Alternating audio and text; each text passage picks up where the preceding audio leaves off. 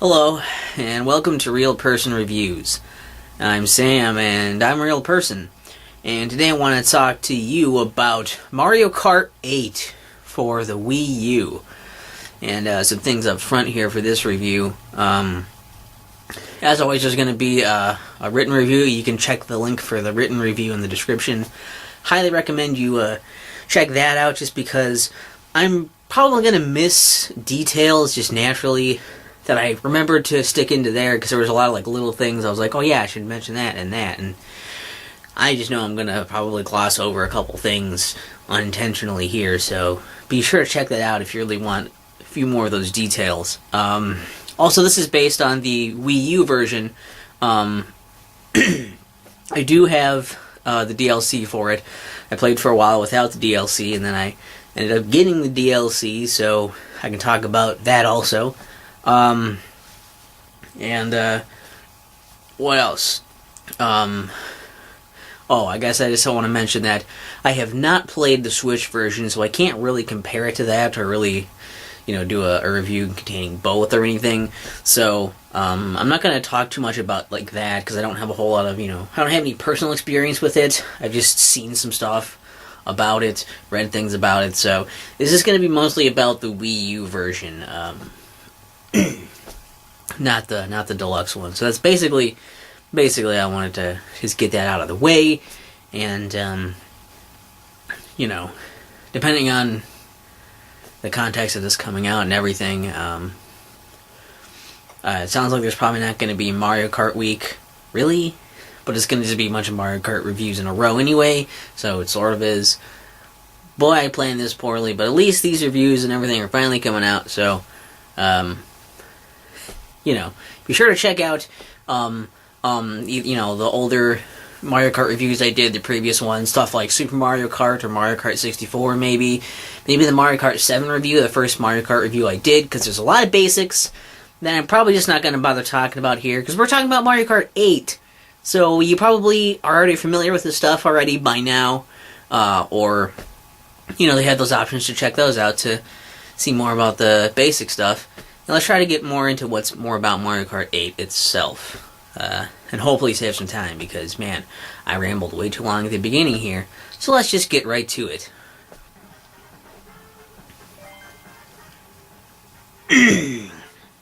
Sorry about my coughs. So Mario Kart 8 is another Mario Kart game. It's still the combat racing stuff you've come to know from Mario Kart series. Race around on the tracks and use items to your advantage to try and win the races. You got your standard Grand Prix, you got your battle mode, you got a versus race where you can customize some options. You got, for normal races, a lot of this, you got the 50cc, 150cc, 100cc, you got mirror mode, and there's a new 200cc where this engine class is even faster than 150, and the computers are a bit harder, so you really will have to use braking in that difficulty, but that's a new thing added here. There's local play, local multiplayer, there's also online play. You can even play with two people locally and have them go online and do stuff, I believe, also, which is interesting. So there's that. There's time trials, and again, it's like a bunch of different cups full of tracks. Every cup has 4 races, so it's 4 tracks. There are, I believe, 8 cups in the game, first 4 cups are all brand new tracks. The second 4 cups are all remade tracks from previous games in the series. As far as the mechanics go, a lot of this is pretty much the same. Coins make a comeback here, which is interesting because it's like, well, the coins make a comeback with they again, you get, if you have 10, every coin you get up to a max of 10 slightly increases your top speed. Also, every time you collect a coin, it gives you a little, a small boost of speed. Whenever you get hit or something, you lose some coins, that kind of thing. And having coins also, I think, affects rankings of, at the end of how many stars you get for the races you're doing. What else? Most of the items make a return here. And the controls themselves in general are kind of heavier. So you really have to do the drifting, and you have to kind of know the tracks. It kind of feels more like Super Mario Kart or Mario Kart Double Dash, kind of like it's kind of heavy, so you kind of have to know what you're doing and really get good at the turns and drifting and learning the tracks. It's that kind of Mario Kart. Let's see. For items, I was going to mention there's new, like 4 new items. Most of the old items return, not all of them, but most of them do. But for there are these 4 new items. One of them I think is technically called the Crazy 8, which is kind of like the 7 power-up from Mario Kart 7, except that you have 8 things rotating around you that you can use or people can hit when they drive by or whatever. Same kind of concept, just kind of randomly doing that shit. There's a Boomerang Flower, which is from, I think it debuted in Super Mario 3D Land. You might recognize it from Super Mario 3D World also. You throw it. I think you can throw it forward or backward. And it goes out and it can hit stuff and then it comes back to you. You only get a few uses of it and then it disappears, or if you get another item, I think it disappears as well. So, that's basically that. There's a Piranha Plant power-up you can get where, it's, just like a piranha, I think it's called a potted piranha plant, which is like this little pot pops up, kind of like a, whatever. You get a piranha plant, excuse me, and you, basically, I think it kind of goes somewhat on its own, but you also hit the button to keep making it chomp, and it chomps generally ahead of you. It gives you a slight boost of speed as it's chomping. It also will kind of try to chomp coins and chomp at other racers when they're in proximity to it, within its range. And it'll chomp those for you, and that just lasts for a certain amount of time until, it's over, and then it's done. And then there's, I think it's called a Super Horn, which is another thing you might recognize from Super Mario 3D Land and World, except that, in there I think it mostly, shoots like cannonballs, but here, if you have it, what it does is just makes this weird, shockwave effect around you, and so whenever you use that, it's it kind of disrupts everything around you, racers and items and everything, for a few seconds, including the blue shell. You can even ward off a blue shell. And I think the only real difference here with the way items work also is that you can only have one item at a time. I mean, the Crazy 8 thing has a bunch of stuff, but it's technically still using one item. But it's if you're holding a shell behind you, or if it's just sitting in your inventory still, either way, it counts as you using it. So there's something like that. So most items, until they run out, like a star or something, or until you let go of them and actually, officially, use them, they stay there as the item you're using, so you can't stockpile items. Is basically the change there. And that's most of the changes. The only other thing that's a big change is that now, instead of just being able to glide in the air and go underwater,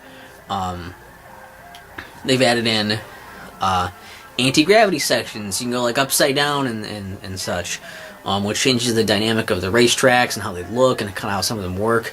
And most of the old tracks have been remade with these anti-gravity sections in mind. And when you're in these, you have I think you have slightly different controls, slightly different traction when you're in these. The idea is that whenever you hit either these little boosters that are in there, or when you hit another racer, you'll both get a boost. Or if you just hit the booster, you'll just get the boost. That's kind of the whole thing, and so you can go upside down and do that, and everybody can get more boosts during this phase. As far as the other stuff, I kind of breezed through some of those, but a lot of the online play is the same stuff as you do offline anyway. I don't have to talk too much about that, I guess. Other than you get a ranking based on if you do well, you get points. If you do poorly, you can lose points to keep it kind of around your ranking stuff. Custom parts return, that stuff's still there. There's also Miiverse stamps now. You can get Miiverse stamps for completing the cups, winning getting like I don't know if you just have to win or if you have to get first place. I forget, but winning the cup says all these different characters get you those, and doing some of the time trials will get you stamps if you beat the staff ghosts.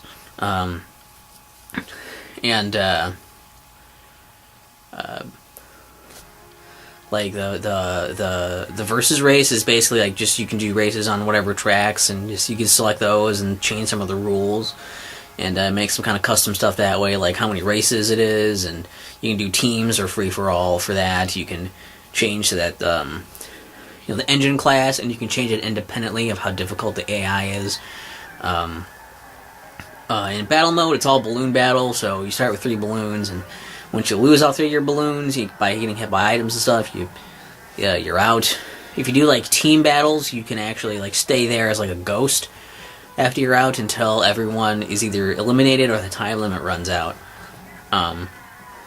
Because you get points for everyone you hit, unless you've been turned into like a ghost and you're out. Then you can still drive around and use items and hit other players with that to help make the match go, but you don't get any points once you're at that point. At the end, all the points are total up after all the rounds, and whoever has the most wins. It's that kind of way. That's kind of the way it works. There's no specialized arenas for battle mode either. It's all just racing on, doing battles on a select few of the tracks just that already exist in the game. The DLC, there's like a free pack of DLC where you just get a few vehicles, like from Mercedes-Benz. It was like a brand thing with them, so you can get a few of those like for free. There's a pack where you can get it's like a Zelda-themed pack with like you get Link and like a Zelda level and a few other tracks and carts and stuff. There's an Animal Crossing one where you get like the villager and Isabelle, and you get an Animal Crossing level and a few other things in there too. Each pack is like, I think each pack is 3 racers, 2 cups, so that's like 8 tracks, and 4 vehicles. So the idea is you get those, and if you own both, you get like extra colors for Shy Guy and Yoshi, whatever. So yeah, there's a lot of stuff. There's definitely a lot of stuff in the game, just for bringing up. But that's essentially pretty much all the stuff without getting into too many details that might not be super important. That's Mario Kart 8, and there's definitely a lot to like about it. It's super like polished. It looks really good. The music is nuts. A weird like mix of like jazz and like rock and roll guitars, and it's kind of crazy. It's got a lot of high action in it. I really like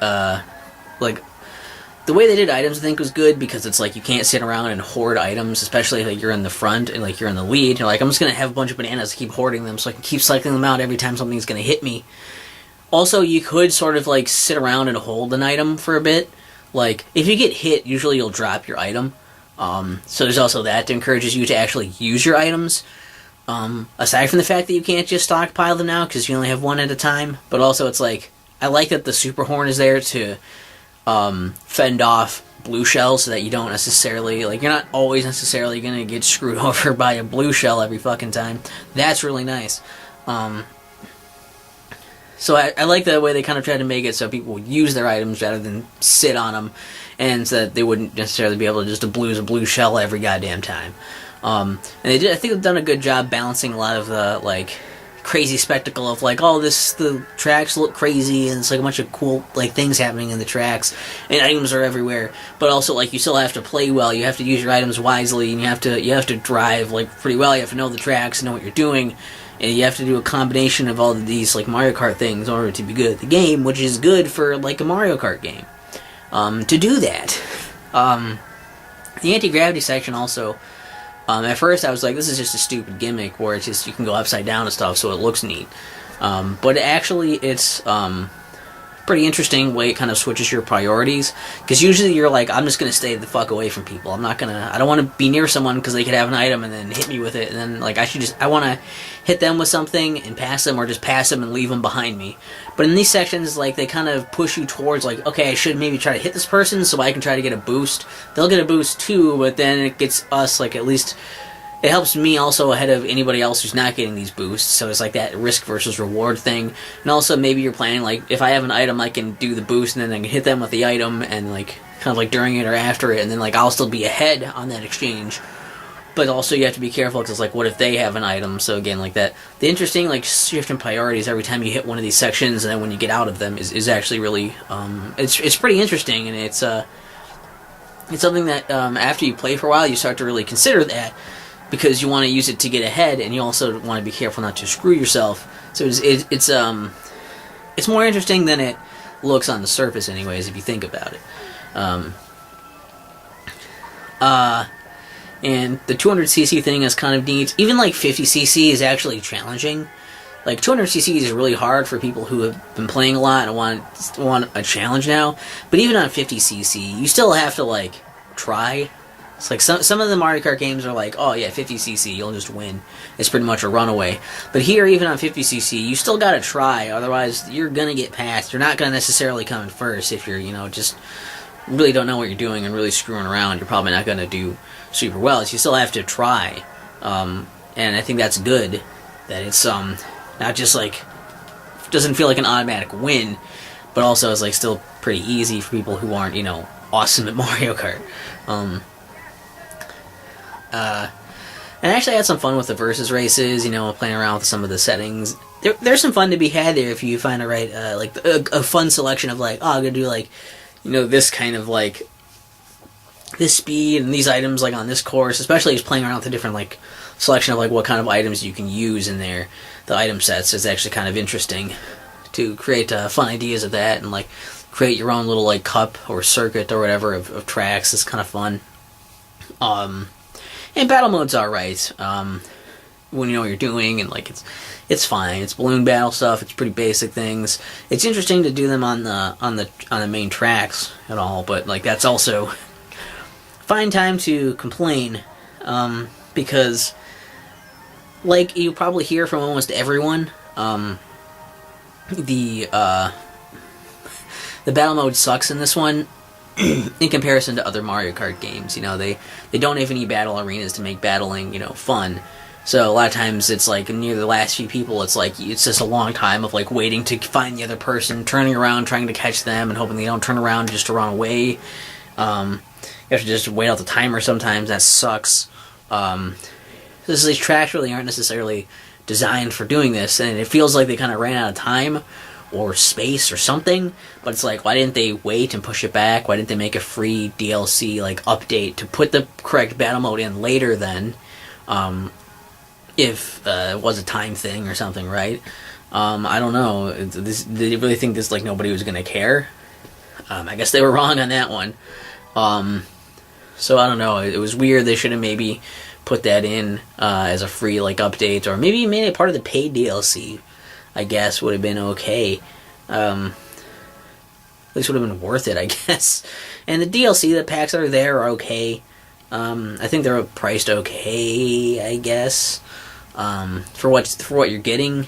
But it's still really annoying that they waited until the remake to actually give you all the content, plus more, than like here, where it's like, why should you have to pay the extra whatever for the DLC? Even if they are reasonably priced for DLC, it's still the principle of like, that kind of sucks that they didn't give you a full game, and that this stuff they tacked on later, that's not even like, most of it's not even Mario. It's like, well, we'll just make you pay money for it. I don't know.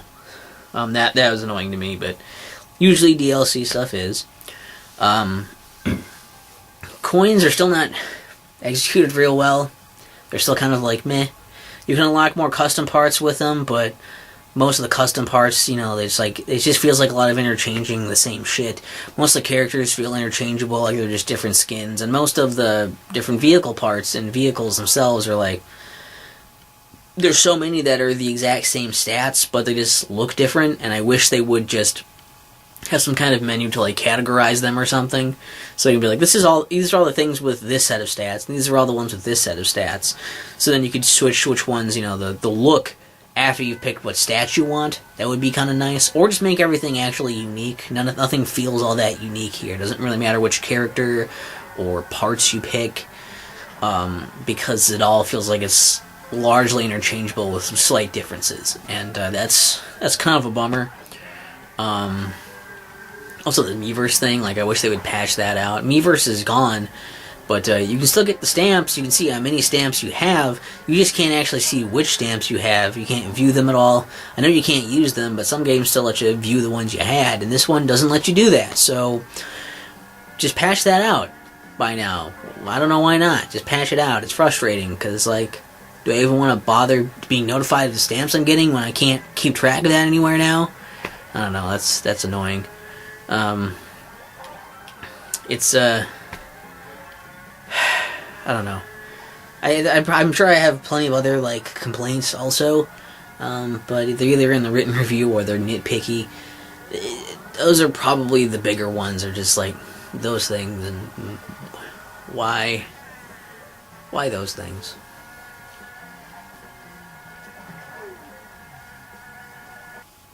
Well, that's Mario Kart 8. Overall, I think it's pretty good. It's maybe not my favorite Mario Kart game, but I think it's probably one of the best ones in terms of pleasing all these different audiences. It's got some stuff that's pretty easy and fun for people who just want to play a fun racing game like this. There's a lot of really challenging stuff in here for getting all the best star rankings and 200cc and all this and online. There's stuff for local and online. There's a lot of cool things here, and it's even just like the base game. I think is decent value if you can pick it up for like $30, maybe $40. I think it's a pretty good one to have for the Wii U. Because I think I got mine for like $40. It's probably worth it, especially if you end up playing your Wii U a lot. You can eventually put on enough hours where it's like, oh, this was great. It'll end up being worth it, I think. As far as like, especially for Mario Kart fans, people who are already fans of Mario Kart, why not? It's good. DLC, again, get the base game if you like it and you still want more of it. You just want more tracks, mainly for those tracks. Go ahead and get the DLC. It's going to be a fun time, and eventually it'll just feel like part of the game. It's not great, but it's reasonable, at least as far as DLC goes. I guess it's reasonable. I guess that's what we have to deal with now. However, I will also say this, the one bit I do have to mention about the Mario Kart 8 Deluxe, version on Switch. If you have a Switch or you're planning to get one, just wait. Just don't get this and get that one instead, because you get all the stuff here, all the DLC, all the main stuff, plus more things, a bigger player base, all for the new game price of like just the game, just the base game's price. It's probably what you want to do. You might as well do that. That's the only thing I will say. But as far as the Wii U one, it's still good. It's just, at this point, it's just a little unfortunate. But hey, I mean, there's still Wii U owners out there. There's still people like me who are like, I don't have a Switch. This is good enough. So I don't know. What do you guys think of Mario Kart 8 and the DLC and the deluxe version and all your thoughts on that stuff? I would love to know. Leave that in the comments. And don't forget there's a written review in the description that probably brings up a bunch of stuff that I forgot to bring up here.